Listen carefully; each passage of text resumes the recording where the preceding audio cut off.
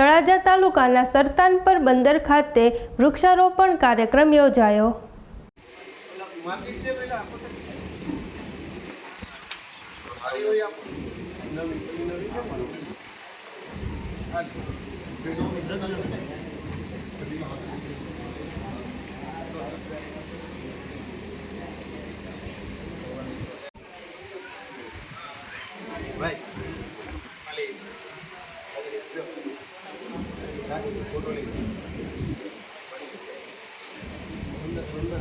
ધરતીનું ધોવાણ છે એ અટકાવે છે। આ વૃક્ષો છે એ આપણને છાંયો આપે છે। આ વૃક્ષો છે એ આપણને ઓક્સિજન આપે છે અને વૃક્ષો આ સમગ્ર સમતુલા જાળવવાનું કામ કરે છે।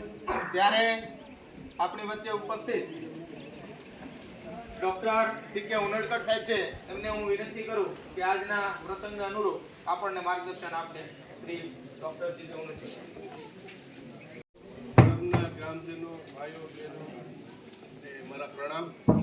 ભાઈ વૃક્ષો છે એ હવે ધીમે ધીમે આપણે વાડો કાઢી નાખીએ અને વાડ છે એ કઈ કામની નથી રહી, પણ આપણા વડવાઓ છે ને એ કઈ એમના આટલી મોટી મોટી વાડો ને આટલા મોટા મોટા વૃક્ષો રાખીને નતા બેઠા।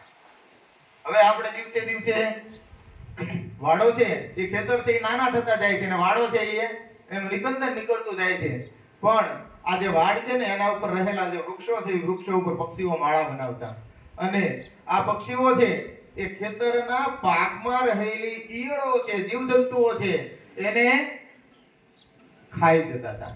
એટલે આ અત્યારે જે હાનિકારક નુકસાનકારક જે આપણને જીવજંતુનાશકો જે જંતુનાશક દવાઓ નાખવી પડે છે ને ખેતરની અંદર,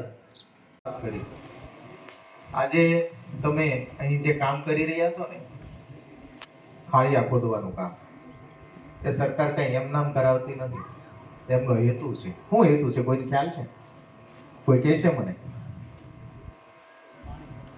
ખાલી ખોદીને ખાડા કરી બરોબર મૂકીને જવાથી આપણને કઈ ફાયદો થાય છે? સરકારને કઈ ફાયદો થાય છે? કોઈ કહેશે મને શા માટે આ કામ દર વર્ષે લઈ આવવામાં આવે છે? હા, વાહ। પાણી છે એને ભૂગર્ભ જળ તરીકે નીચે ઉતારવું ખૂબ જરૂરી છે અને આ કામ જ્યારથી શરૂ થયું છે, પાળા બાંધવામાં આવ્યા છે, કામ જ્યારથી શરૂ કરવામાં આવ્યું છે ત્યારથી ગામની અંદર આપણે જેટલા દાર કરીએ ને ત્યાં થોડુંક મીઠું પાણી નીકળવા માંડ્યું છે। નીકળે છે ને બધાને? લગભગ ઘરે હવે 4-5 ઘર મૂકીને એક દાર કરે છે। 4-5 જય સિયારામ। જય સિયારામ। ખાસ કરીને તો આપણે બહેનોને તો ખબર હોય આપણે લાકડા હાથું કેટલા દોડીએ છીએ, પણ ખરેખર જે લાકડા કાપવા લાયક છે એ કાપવો એ જ બરાબર છે। બાવળિયાની બધું અત્યારે નુકસાનકારક છે એ કાપવું એ બરાબર છે, પણ જે આપણા ખેતરમાં સારો સેવા થયા જાળવો હોય એવા કોઈને કાપવા નહીં।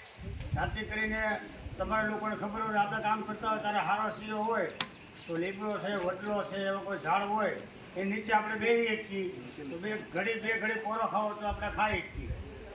બાવળિયા જેટલા કાઢો એટલા ફાયદો છે, પણ ખરેખર આ વડલા છે, લીમડા છે, સોંપા છો દર વર્ષે જેટલા નવા સોંપો, જેટલા ઝાડવા છે ને એટલો સાયો રહેશો એમાં તમે લીમડાના સાયા નીચે રહો, તમારે કોઈ પણ રોગ હશે તો રોગ પણ જતો રહેશે, ડૉક્ટર પાસે જવું પડશે નહીં। એટલે અમારું કહેવાનું એટલું એક જ છે કે ખરેખર જો આવા લીમડા છે, વડલા છે, એવા ઝાડવા હોય તો મોટા કઈ રીતે થાય અને કઈ રીતે આપણે મોટા કરવા નહીં હોય તો ચાલશે, પણ શુદ્ધ પાણી અને શુદ્ધ હવા અને શુદ્ધ જમવાનું નહીં મળે તો કોઈ જીવન નથી।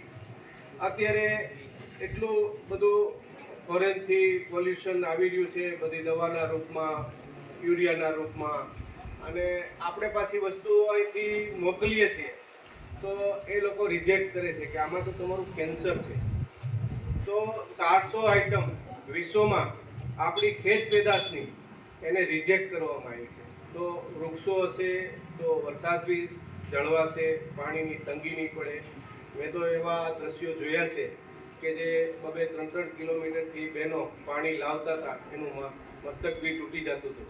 તો એવી પરિસ્થિતિ પાછી આપણે ઉત્પન્ન ન કરી અને આપણે વૃક્ષોને વાવીએ, વરસાદને જાળવીએ, સંસ્કૃતિને જાળવીએ તો બધાયનો એમાં ફાયદો રહેલો છે। બાકી જીવન નથી।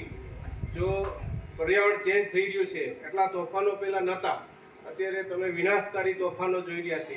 મોટા મોટા मानव जाति के लिए सबसे बड़ा एक संकट हमारे सामने है, हमारी आने वाली पीढ़ियों के लिए सबसे बड़ा संकट है।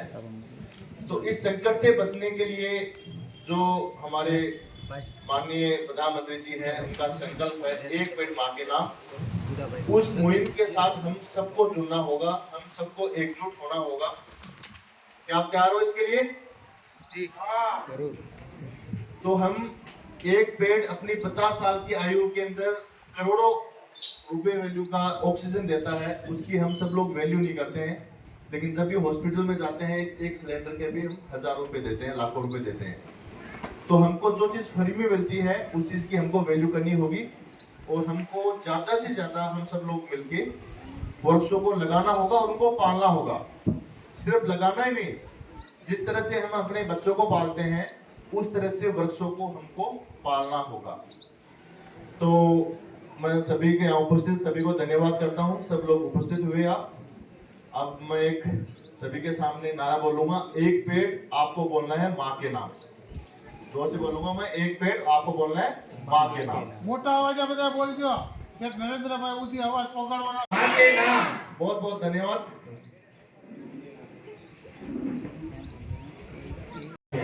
તો એની જાળવણી પણ આપણા સૌની જવાબદારી છે કે ભવિષ્યની અંદર આપણે સૌ આ વૃક્ષોની જાળવણી કરશું। થોડી વાર બેસો, 5 જ મિનિટની અંદર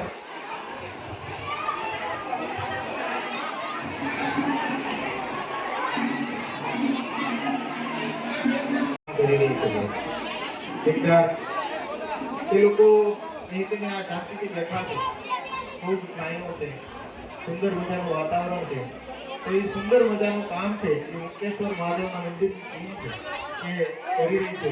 તો એ સમગ્ર ટીમ છે એ સાથે ચાલે છે કે ભાઈ વ્યવસ્થિત આપણે નવું ટ્રેક કરીએ। અને બાકી અહીં મુક્તેશ્વર